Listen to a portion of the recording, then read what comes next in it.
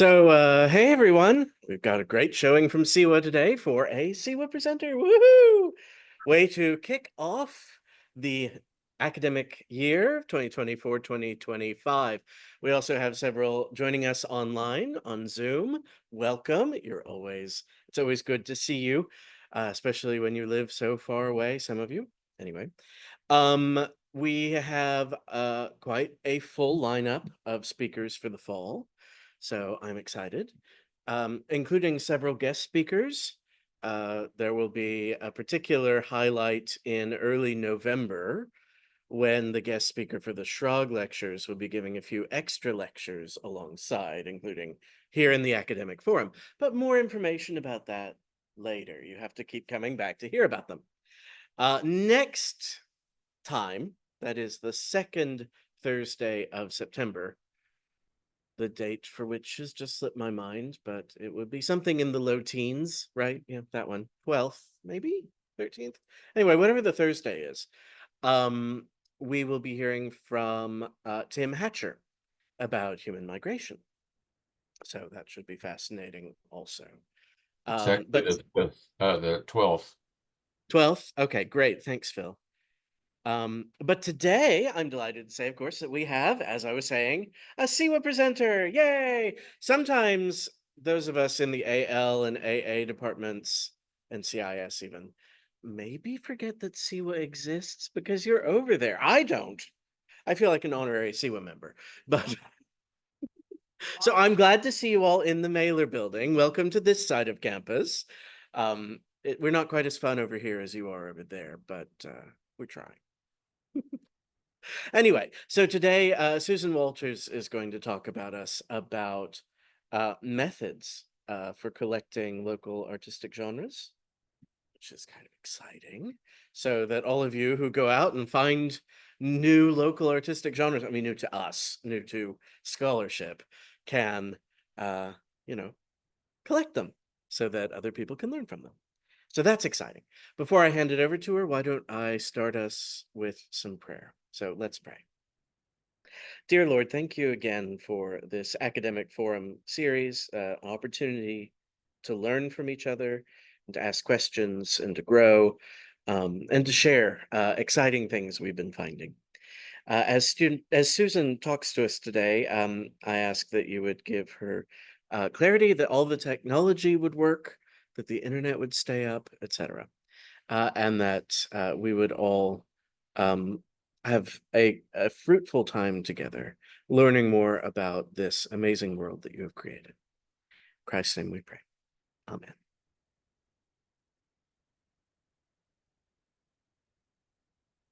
Yeah, so good morning.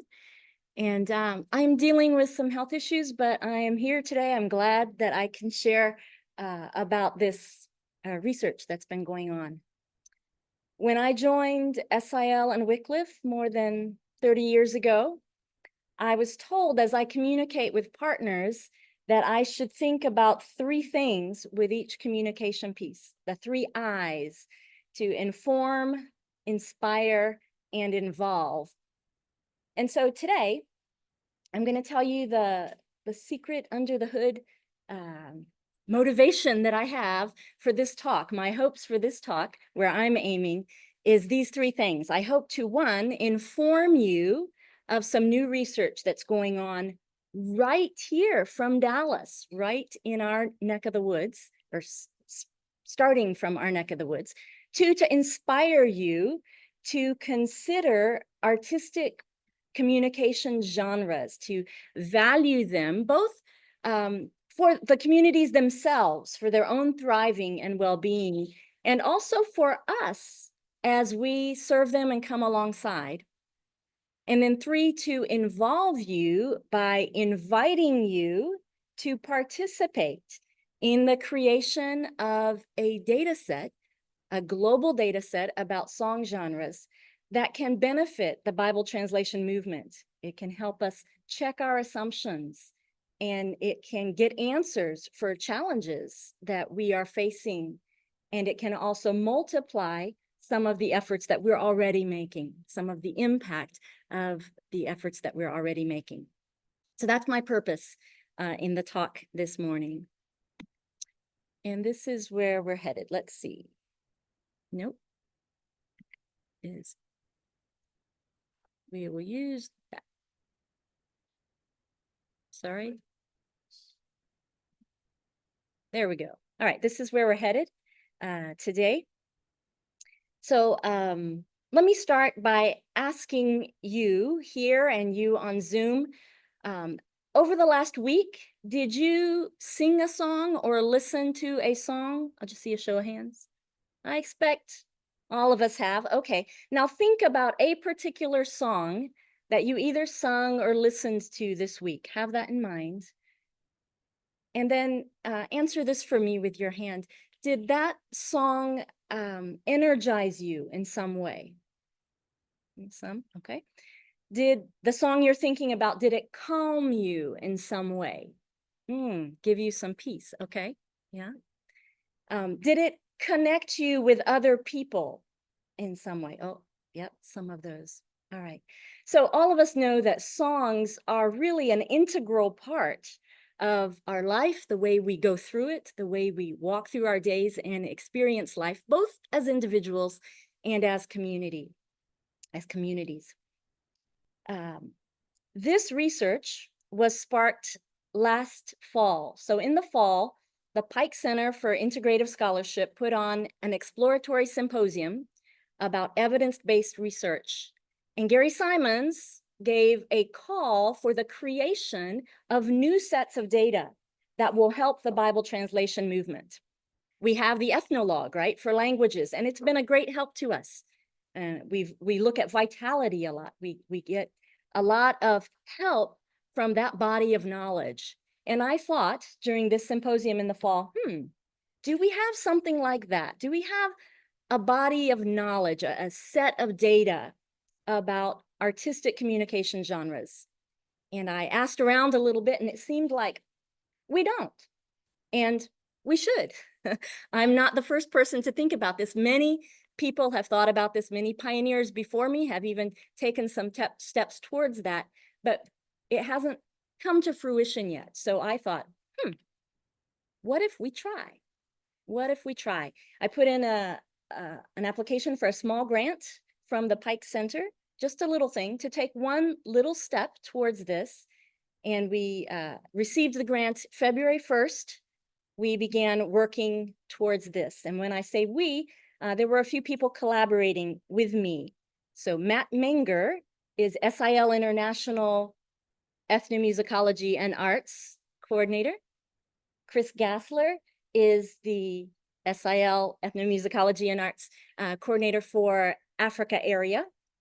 And then a graduate student here at DIU assisted me as a research assistant, so Katie Doherty. So the four of us, February 1st, began working. And this research stems from that. A lot of the work that SIL and partners does has to do with communicating across cultures.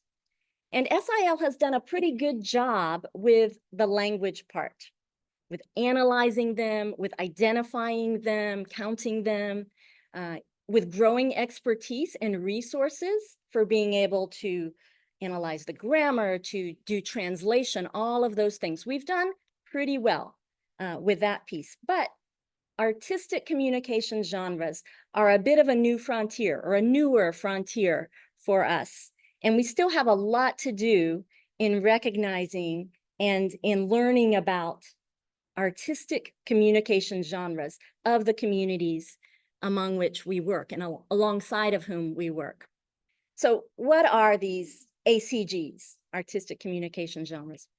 I mean by this, a category of communication that's shared by a particular community, and it's marked by artistry. It's different from the everyday default communications. It's characterized by formal characteristics. It has heightened form, heightened markers that set it apart, and it involves enactment. It is associated with social meanings. This is what I mean by an artistic communication genre. So Brian Schrag, one of the pioneers in the field of world arts, has written that a community's artistic genres constitute some of the most identifiable and valuable parts of their culture. If that's true, then we can see that there are repercussions for community ownership, for sustainability. These are things that we are seeking for in the work that we do, in the language development work that we do. So in my particular research, to look at all of the artistic communication genres in all of the communities of the world, of course, is way too large a chunk. Even to pick one area of the world and look at all of their artistic communication genres is too large for the scope of this research. I was thinking of about a year's worth of research. So we had to pick a slice. And the slice that we picked was songs. We had reasons for picking songs. We picked songs partly because many communities, most communities in the world value music. Also because potential collaborators in Indonesia were interested in looking at song genres, local song genres. And then thirdly, because songs involves the use of language, not just instrumental music, but songs. And I was interested in looking at this interplay of artistic form and language. So that's the slice we picked for this research. And for a local song genre to fit into this research, it had to match these criteria. So it had to have lyrics, it had to be in the local language of whichever community it belongs to that we were looking at. And it had to be either widely sung or considered by the community ours. Like this song genre, this category of songs, this is us.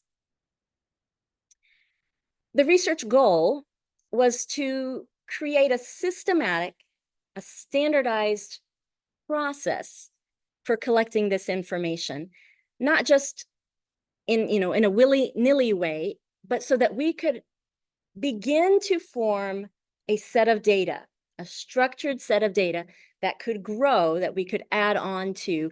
And it gives us a place for our collective knowledge so that we can share it with one another and with other researchers, and it can be explored in multiple ways. We wanted to do this in order to, number one there, identify for the community themselves some of their song genres and potential applications for those song genres. So the survey focused mostly on semantic and pragmatic categories of information about these artistic song genres. It is not at all really an in-depth musical analysis of which pitches am I hearing, what is the exact rhythm, how many beats per minute, but rather the uses and the functions of these song genres in the community and how they use them. So one, to help the communities themselves, and number two, creating a data set so that we can discover patterns and correlations in artistic communication genres around the world, and also to correlate that data with other sets of data that already exist, the ethnologue, census data, literacy statistics. So this was the goal of the research. In order to get to that set of data, we needed the tool for collecting it, and it became a survey, not a language survey, but a survey of song genres. So this tool was for gathering, here I say actionable, by that I mean machine readable, that if we gather enough of it, computers and the growing usefulness of AI, the growing capability of storage and computers, that we can take advantage of that to learn all that we can about the artistic communication genres for the benefit of these communities and for the benefit of our work. So we wanted to build a scalable data set. The research process had these three chunks so far. Remember, we started in February, so I'm talking about 7 months-ish of research so far. We had to design the survey, And it was designed based on the best knowledge of the field that we have so far. And with input, with a lot of help and input from experienced people. There are some people who have been in the field for 4 decades and more now, and they contributed input to what sorts of things might we look for that would be both useful to the individual communities and extendable to communities around the world, which, as we know, vary greatly, right? So not just Africa, but Asia, not just Asia, but the Americas, and we're going to find very different things. So we needed the survey to be something that could be usefully used in a wide swath. That was the first. Some of these are iterative. So the survey design was helped by the alpha testing and by the beta testing in the pilot project. But nonetheless, I talk about them as 3 separate things. The alpha testing, we ran some limited trials of a few genres from disparate parts of the world, disparate kinds of song genres, to try and flesh out, are we getting the important stuff? Are the questions asking about the song genres in a way that we get data that really matches reality, doesn't constrain it too much, but constrains it enough that it can be useful in a data set, that it can fit into a data set where we can compare it. So that was the alpha testing. And then the pilot project we carried out in 2 places, Nigeria and Indonesia. And it turned out that those 2 contexts were wonderful for survey design and creation because they were quite different. And we were able to see that the survey worked well, very well in these 2 quite different contexts. So most of the data in our small set of data right now comes from Nigeria and Indonesia. That was the pilot project. And then we have a few other genres from other communities as well. So the survey design, as I mentioned, is not meant to be an in-depth musical analysis. You don't need special musical training to either answer the questions or to ask the questions. It is much more of a sociological, as it were, survey, the functions and uses. So it asks something about the form of the song genre, but also associated components. Can you think of some things that might be associated with song, Paul? Instruments. Yeah, absolutely. And dance movement, instruments. Poetry. Yeah, what kind of language you have in there. Drama might be a part of that. We saw that in the Nigeria genre. So those things, vitality of the song genre, how vital it was within the community, what was the extent, what was the frequency, and paths of transmission. How do people learn it? How do people teach it? Finally, the function. What reason do people in the community say they sing these songs? Why? What do they get from it? What emotions do the songs give? The survey design ended up with, it says 87, we're 89 questions with pick lists. Pick lists means a answer choice box. So they are picking, the respondents are picking an answer from the choices most of the time. There are some questions and answers where they're writing in a simple phrase, the name of the genre, the names of instruments maybe that often accompany these songs in this genre. But most of the questions have a pick list of answers. And it was meant to gather information that the community itself could use, members of the community. How do they want to use this? It viewed these local song genres as resources that the community has. So think of, in methodology, appreciative inquiry, where you're coming in saying, what do you have that you really like? And how can you expand on that use and get more benefit for that use? So that's the lens through which this survey comes. It's not so much how can we preserve something that's dying, or how can we revitalize something that's already dead? Those are useful endeavors, but this survey comes at the song genres as resources that the communities already have, they already own, and how can they use them? Like I said, any person can ask the questions and any community member can be a respondent as long as they know the song genre, they know about it, they sing it, they listen to it, They can answer questions about how often it's sung, why it's sung, where it's sung, those sorts of things. And it's fairly straightforward to use. So we wrote it in English, the survey, but the Indonesian group decided, we want to translate it, and they translated it into Indonesian and conducted the survey in Indonesian.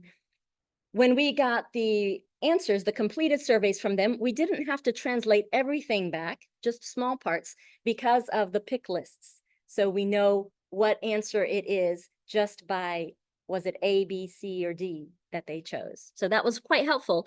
And it suggests that it might be helpful in other languages of wider communication as well. Fairly easy to use. So here's a picture of Nigeria, one of the main contexts where we had the pilot project going.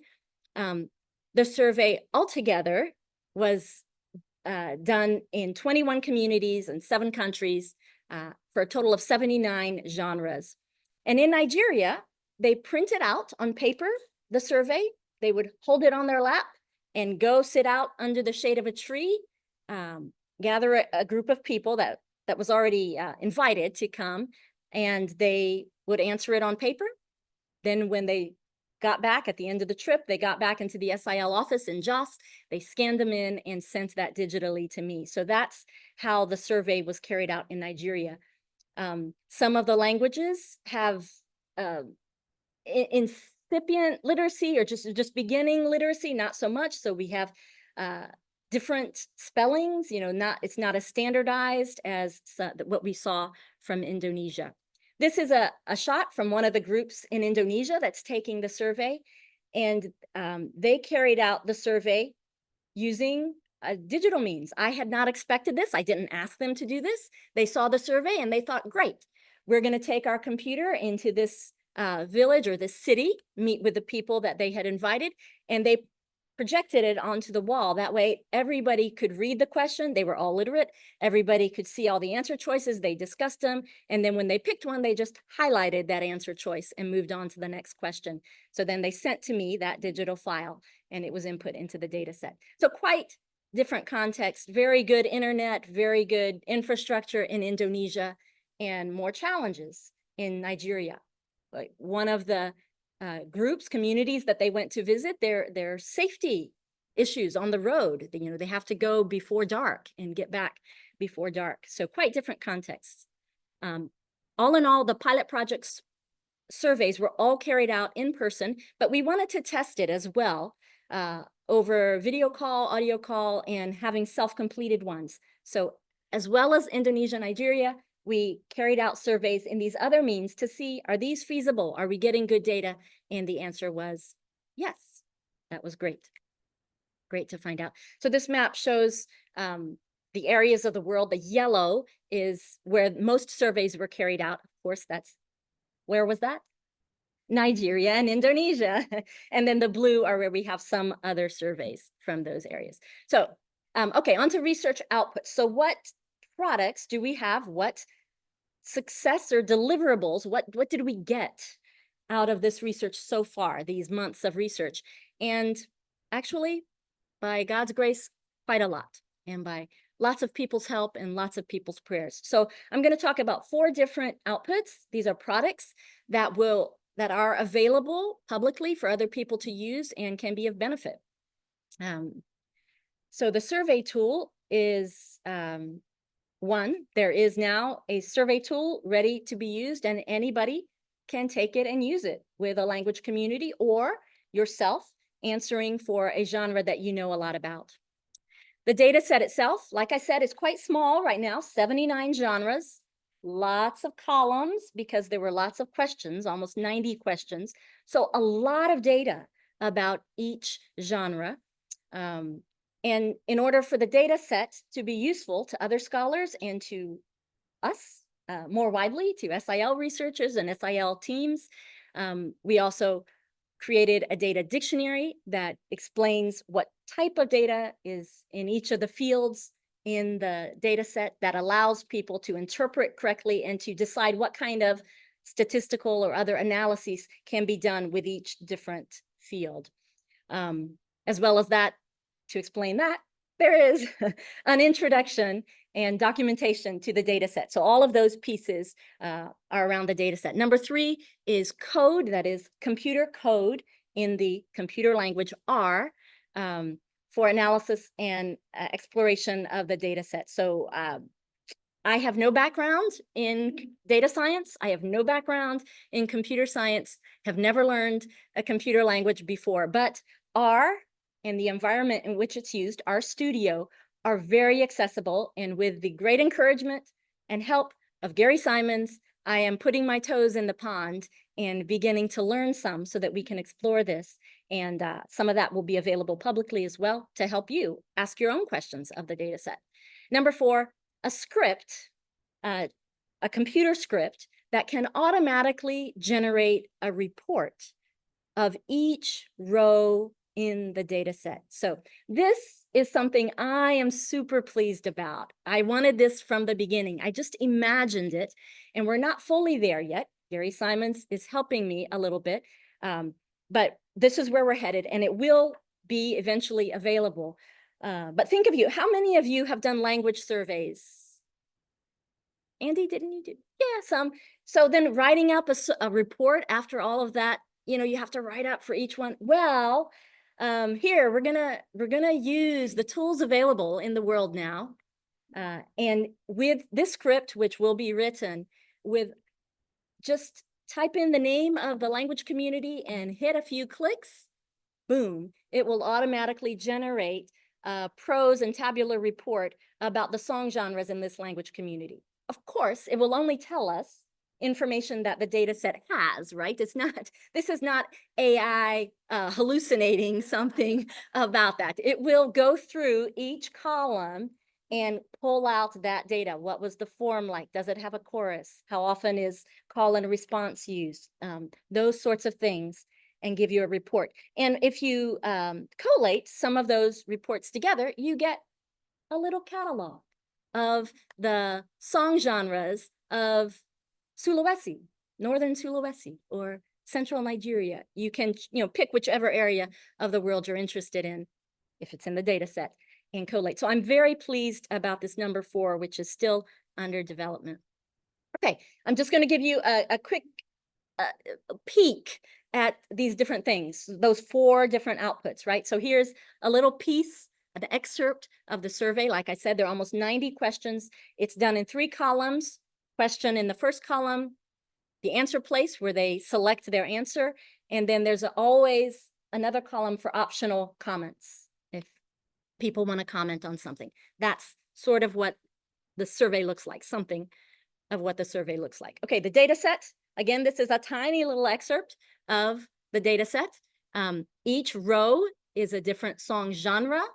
Each column is telling us something about that genre, some attributes of that genre. That's a little piece of the data set. The data dictionary that I mentioned before, which you need in order to interpret correctly and decide what analyses to do on a data set.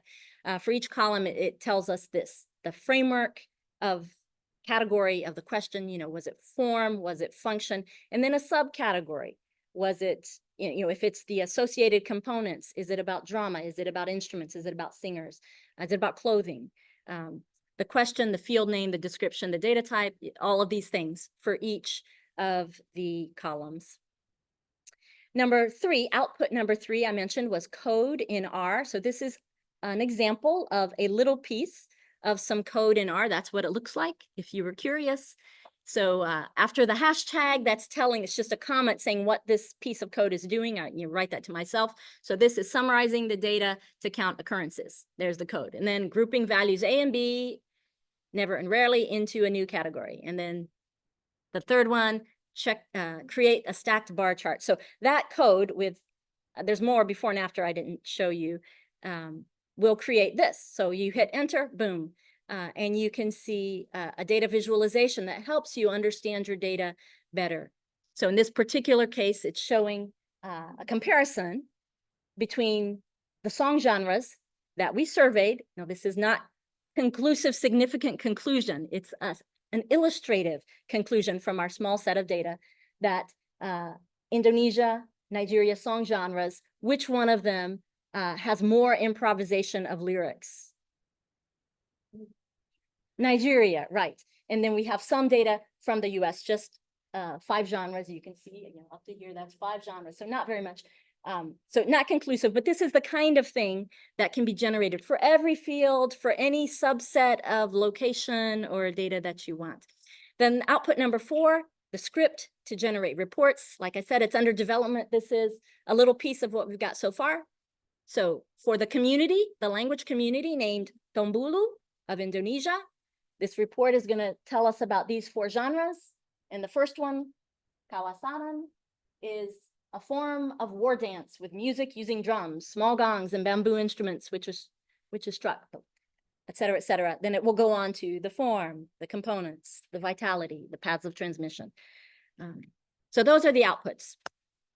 What about research results? So those were the products. What about the results of our research so far? Was there anything good? Did we learn anything? Well, I'm going to mention these 3. 1, we actually identified some local song genres. And when I say we, I mean that the community themselves got together to think about, which song genres are very popular or very us. They're the ones that chose which ones to include in the survey. We asked for 3 to 5 from each language community. That worked fine for Indonesia. In Nigeria, our data collectors there said, the community wants to give us 10. You know, they want to give us more and more. And we said, oh, that's wonderful. 5, please, so that we can go on and get more communities, so that we could go wider rather than deeper. So we identified some local song genres, and we are beginning to gather in one place some information about artistic communication genres. And these things can help us to test our assumptions, to see what ways our work can be improved. So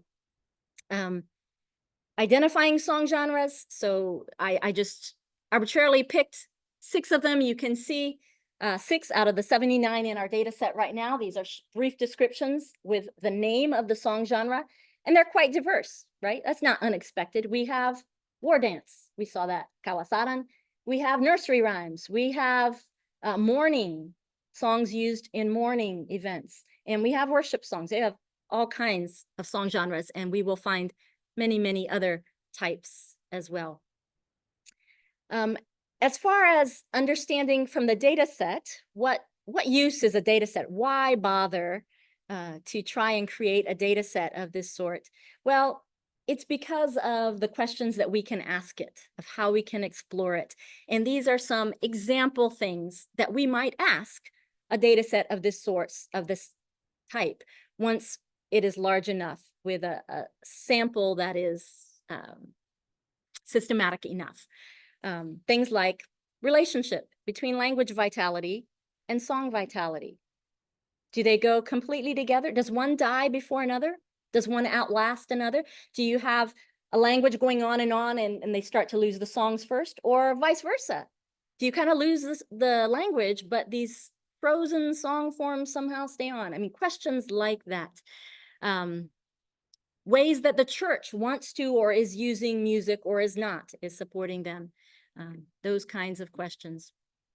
This, just to give you a look at R, this is R Studio. There are 4 different panes here, and this is the kind of code to create these kinds of data visualizations for using. So I'll mention a couple of things as illustrative conclusions. So not firm conclusions, because our data set is so small, but illustrative of it. So associated with dance. If we're comparing these 3 from our limited set of data, which song genres and which region are they most associated with dance most often? Nigeria. So those of you who live there, maybe that's a no-brainer. I've never been there.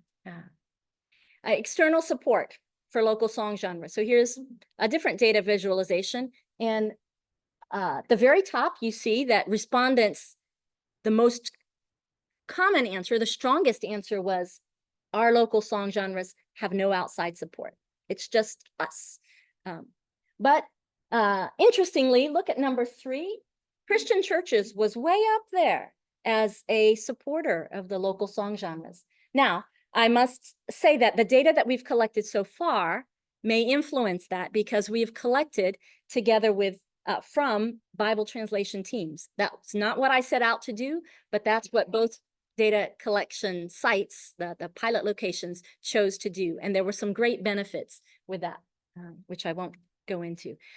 Reasons people sing. So this is data only looking at the data from Northern Sulawesi. And what was their top reason?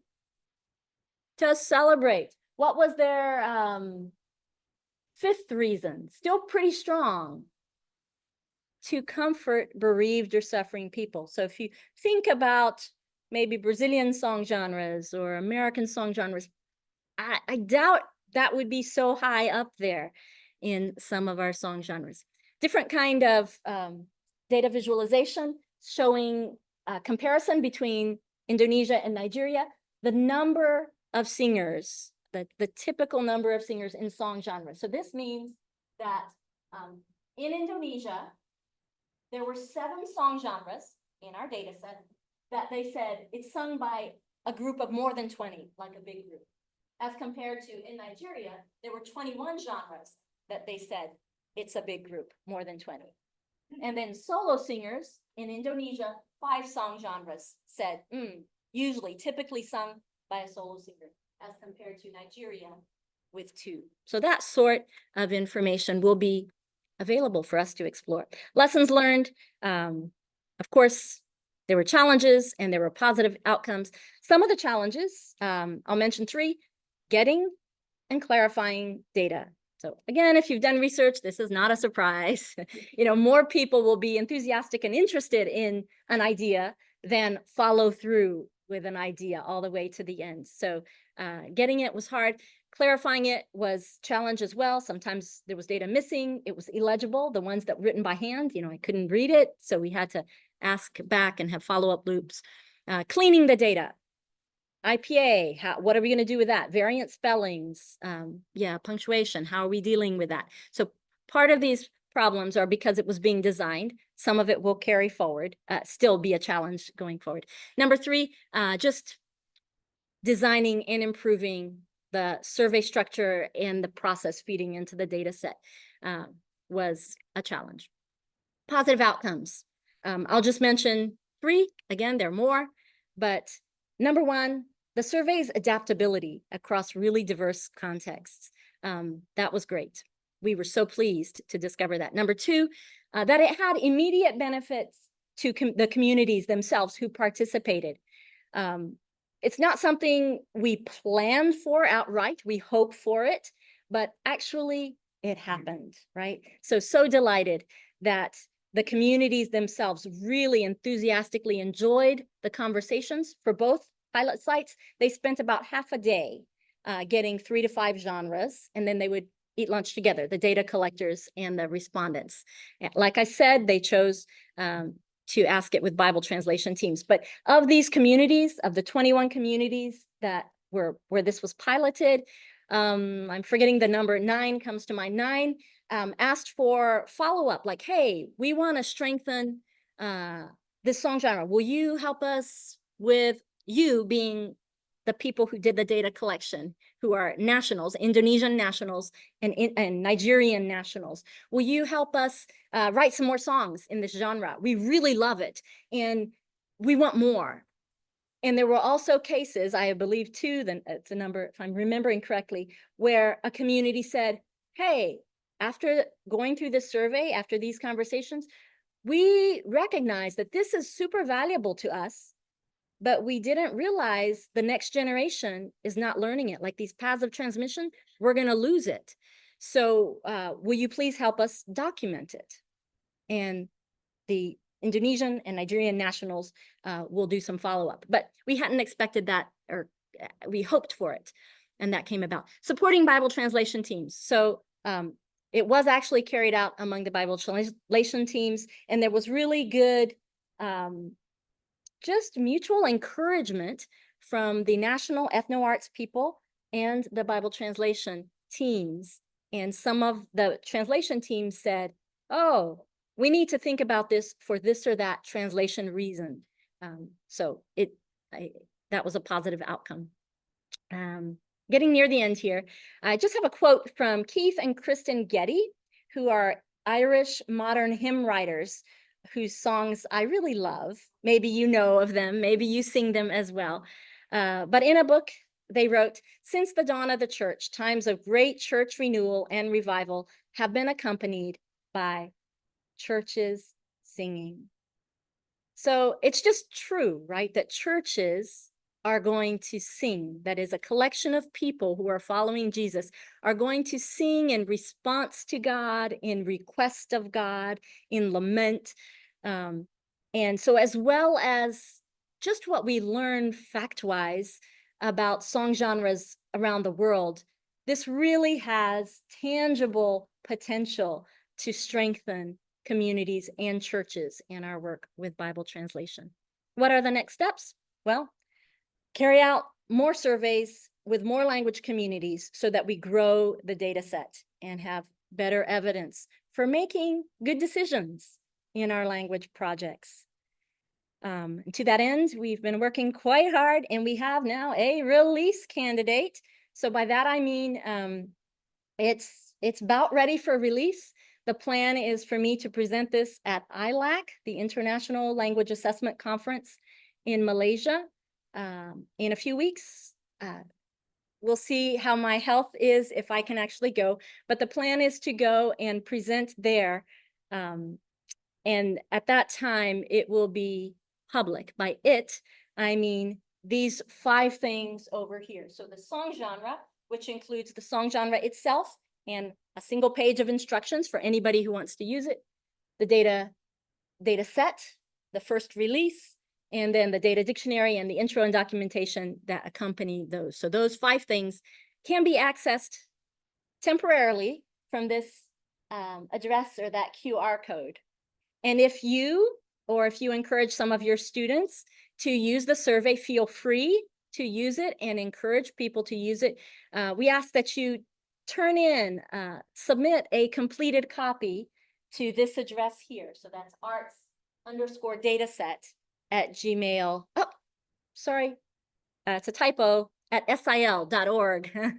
I'll fix the slide. Sorry about that. So if you took a picture of that slide, it should say arts_dataset@sil.org.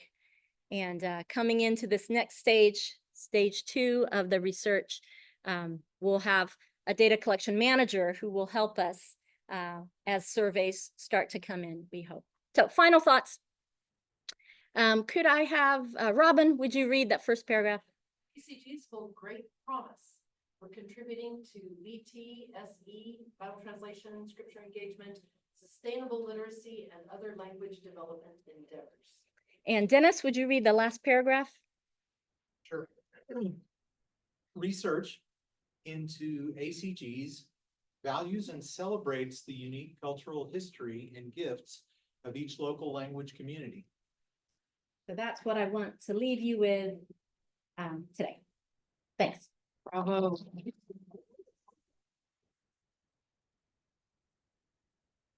We have just under 10 minutes for questions.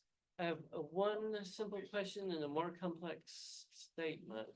When you had the slide, it had a number of circles in it. Yes. One of the first one said form, but I didn't understand what form you were going to for. Right. Should I move this back and forth or leave it? Just repeat that.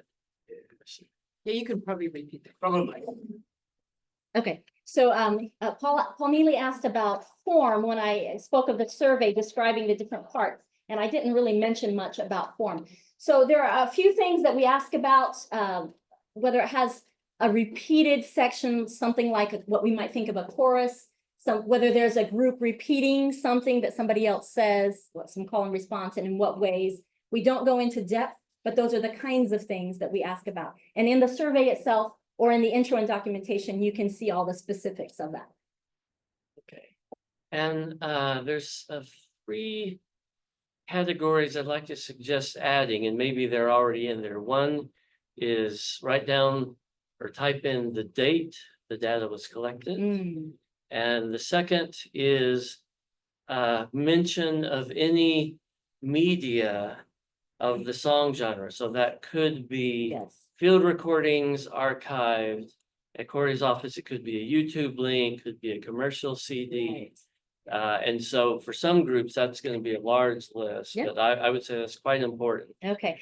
And the last one is space for a bibliography, Mm. because the things, for instance, I wrote a number of workshop reports and archived them here, and that will, and some of the smaller groups, that will be the only mention, but they're mentioned in the context of a workshop with a lot more information. And then even some of the smallest ethnic groups, their music may be mentioned in a scholarly article or Wikipedia, and so a Okay. bibliography. Yeah, let me respond to that. So thank you. That was Paul Neely. He asked about in the survey itself. He recommended we put in the date the data was collected, and maybe media uses of the song genre URLs. So that's very validating. It's in there. If you look at the survey, there's much more that I didn't have time to explain. So yes, that's in there. Date collected, date compiled, place collected, all of that.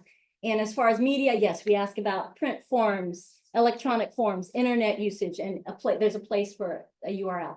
As far as the bibliography, Paul Neely asked about a place for bibliography about more information about either the song genres or the community. That's not in there now. We want it to be a quick, doable survey, but that's good for us to consider in what way we could do that. Evan. Is there a plan to automatize this whole data collection, like a survey monkey or something, that you type your answer or just select A, B, or C, Right. and at the end you have everything in an Excel sheet? Yes. Is that a plan for that, or? Yeah, that's a very good question. So Heber Negron asked about, is there a plan for this to be, the data collection itself to be automated with something like SurveyMonkey?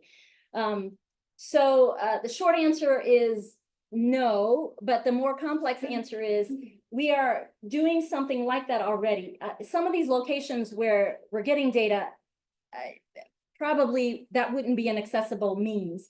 In others, it would work very well. So at the moment, people can fill out a survey by hand or electronically, but just in a Word doc and send it in. And then the person compiling, who so far has been mostly me, as it gets bigger, it cannot be mostly me. That process uses Google Form to constrain the data to keep it as clean as possible. And that gets input into the CSV file, which is the growing data set. So yes, and will we have more automation going forward? Probably. This is where we are right now. Question on Zoom. Yes, On Zoom. yes. Zoom question. Hello, Susan. This is Terry, and thanks so much for all of the hard work you've put into this. As usual, top-notch, excellent work. My Terry, question is, I'm especially interested in translation of the Psalms and poetry, and I've been Yeah. doing a lot of work there lately. And there's a lot of work on exegesis on the source text end of things. There's beginning to be more produced in OBT, oral Bible translation, and the oral end of things, and a recognition of oral features in the text. What I find markedly lacking is the artistic elements in biblical poetry and song. In the research that you've done, other people you know as you liaise, as you go to conferences and so forth, has anyone done anything in particular on eliciting comparable genre-related materials for the different genres within the Psalms, for prophetic indictment, etc., to help map this out as I work with teams to point them in those directions for how do they elicit this material? Right. Terry, I love that question.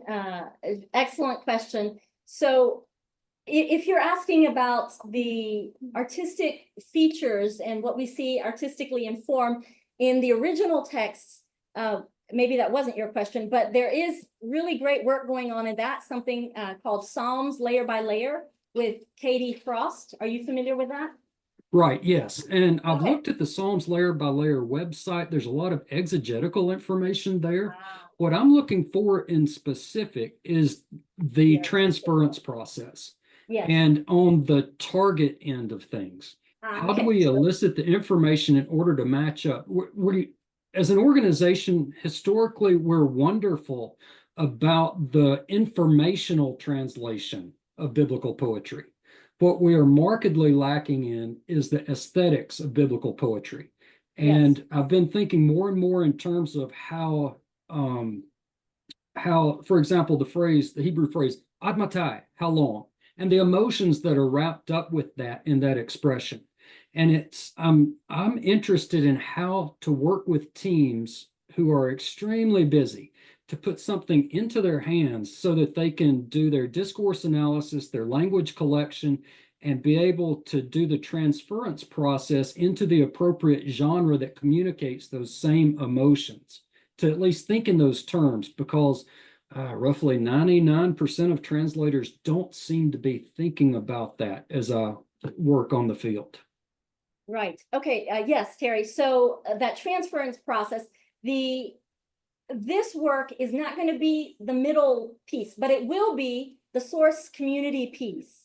So linked together with what, your knowledge and your colleagues' knowledge and Psalms layer by layer, this will have, I think, potential for helping fill that gap. The survey does ask, as I said, about function. So we ask about the emotions, why people sing the song, what emotions do you feel when this song genre is used? And that kind of thing could be used to match a known source text, emotion, artistic fields. Yeah, we could talk more about that, Terry. Let me just say that, yes, I think this will help with the language we are translating into. Yeah. And Thank you very much. Yeah. We're out of time now. Because there's class again at 1:30, so we have to have time to. But anyway, thank you so much, Susan. This is fascinating. Obviously, there's a lot more to talk about. So you know where she stays. So especially if you're on campus, I'm sure you'd be happy to chat with anyone with more questions. Sure. And I'm with SIL, so Susan_Walters@sil.org. So Right. thank you all for coming, either virtually or in person. And thank you, Susan.